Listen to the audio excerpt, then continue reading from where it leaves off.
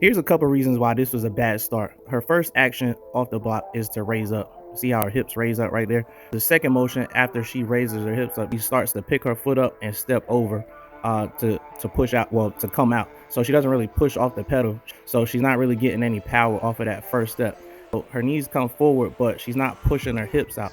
So her hips pop straight up. So she might as well be standing straight up, because that angle right there, she needs a full extension off the pedal. She needs to have her hips pushing out a little further. She's got almost like a 7 angle right there, right here, almost like a 7 angle. So she needs that to be a straight line instead of that 7 angle. So that indicates that she's not pushing her hips out far enough, and she's not driving off of both pedals. She's not putting enough power down, and she's not transferring that to her hip. She's still bent at the waist. She's not really pushing off, and her feet start to collapse because she's starting to reach, because she didn't get enough power off of these steps right here. That angle right there swings open right there and then comes down. It should be landing directly underneath or a little bit behind her step, but right now it's landing in front.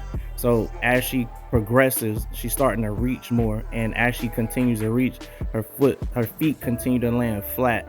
That one is not as bad, but here it lands flat. So you can see it land flat there. Once her foot lands flat, then her hips collapse a little bit. See her hips collapse right there?